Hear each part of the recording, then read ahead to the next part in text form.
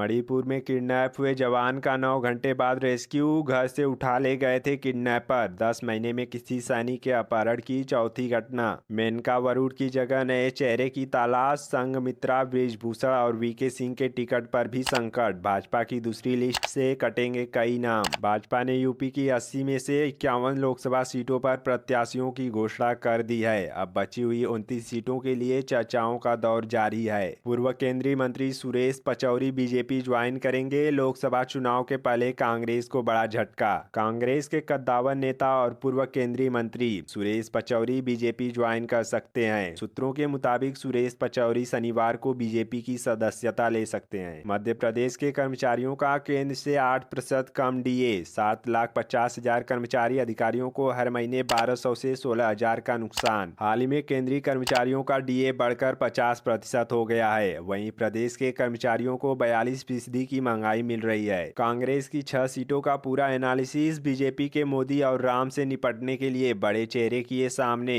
भूपेश के आने से बढ़ेगी चुनावी गर्मी। कांग्रेस ने 6 टिकटों की घोषणा कर दी है। 6 में से 3 पिछली सरकार के कद्दावर नेता थे। मनीष कश्यप को कौन देगा टिकट? खुद दिया जवाब। बताया कहां से लड़ेंगे लोकसभा का चुनाव। जब पत्रकार ने उनसे पूछा कि कौन सी पार्टी आपको टिकट देगी, इस पर मनीष कश्यप ने जवाब दिया कि पार्टी थोड़ी टिकट देती है भाई, मुझे जनता टिकट देगी। मनीष कश्यप ने कहा कि वह चंपारण से चुनाव लड़ेंगे। जेम्स एंडरसन का हिमालयन कारनामा। टेस्ट क्रिकेट में 700 विकेट लेने वाले बने दुनिया के पहले तेज गेंदबाज। फजीहत के बावजूद आपके साथ को मजबूर कांग्रेस। सोनिया राहुल पर हमले के बाद भी विरोध नहीं कर सकते कांग्रेस नेता। कांग्रेस ने इंडिया के घटक दल आप के साथ केंद्र शासित प्रदेश व पंजाब की राजधानी चंडीगढ़ समेत हरियाणा, दिल्ली, गुजरात और गोवा में समझौता किया है। पंजाब कांग्रेस के नेताओं के विरोध के कारण पंजाब में यह समझौता नहीं हो पाया। इस कारण पंजाब में कांग्रेस को फजीहत का सामना करना पड़ रहा है। सहयोगियों को फिर साथ लेकर अब की बार 400 पार करने की जुगत में भाजपा। टीडीपी की वापसी तय। अकाली दल से चल रही बात। झारखंड में भ्रष्टाचार मुद्दा। दोनों पक्षों में हेमंत पर बातें। गिरफ्तारी को भुनाने में जुटी झामुमो कांग्रेस। झामुमो हेमंत सोरेन की गिरफ्तारी को षड्यंत्र बता चुनावी लाभ लेने की रणनीति पर काम कर रहा है। पार्टी की ओर से पूरे राज्य में हेमंत की गिरफ्तारी के विरोध में न्याय यात्रा निकाली जा रही है। कांस्टेबल की चाकू मारकर हत्या। शिवरात्रि मेले में ड्यूटी के दौरान 2 पक्षों में हुए झगड़े को सुलझाने गए कांस्टेबल की चाकू मारकर हत्या कर दी गई। इसके बाद बदमाश उन्हें तड़पता छोड़ मौके से फरार हो गए। मामला सिरोही की पिंडवाड़ा तहसील के स्वरूपगंज इलाके का है। इंदौर के पूर्व विधायक संजय शुक्ला भाजपा में शामिल। पूर्व सांसद सुरेश पचौरी, गजेंद्र राजू खेड़ी समेत 3 पूर्व एमएलए ने छोड़ी कांग्रेस। राहुल गांधी की भारत जोड़ो न्याय यात्रा की मध्य प्रदेश से विदाई के तीसरे दिन कांग्रेस को ये बड़ा झटका माना जा रहा है। हेलीकॉप्टर से उतरे जवानों ने बरसाई गोलियां। युद्धाभ्यास में भारत जापान की सेना ने आतंकियों को घेर कर मारा। Big boss winner Elvis Yadav पर हरियाणा में एफआईआर। दिल्ली के यूट्यूबर को गुरुग्राम बुलाकर पीटा। पूरी घटना का सीसीटीवी फुटेज सामने आया है। वीडियो में एलविस यादव अपने साथियों के साथ यूट्यूबर से मारपीट करते हुए दिख रहे हैं। टैटू बनवाना हो सकता है जानलेवा। स्किन कैंसर का भी रहता है डर। लीवर और किडनी भी खतरे में पड़ सकते हैं। जापान में सेम सरनेम कानून खत्म करने की मांग। लोग बोले ये हमारे करियर जीवन में मुश्किलें बढ़ा रहा। जापान में शादी के बाद एक ही सरनेम रखने का कानून है। इस कानून के खिलाफ 6 जोड़ों ने सरकार पर सुप्रीम कोर्ट में मुकदमा दायर किया है। पीएम मोदी ने अरुणाचल में सेला टनल का इनॉग्रेशन किया। यह दुनिया में सबसे ज्यादा ऊंचाई पर है। हर मौसम में चीन सीमा तक पहुंचाएगी। यह 13,000 फीट की ऊंचाई पर बनी दुनिया की सबसे लंबी डबल लेन टनल है। बसपा का अकेले चुनाव लड़ने का फैसला अटल। मायावती बोली गठबंधन और तीसरा मोर्चा बनाने की अफवाह न फैलाएं। यूपी में बीएसपी मजबूत। ओडिशा में भाजपा बीजेडी के बीच गठबंधन पर बातचीत फेल। बीजेपी बोली हम अकेले चुनाव लड़ेंगे।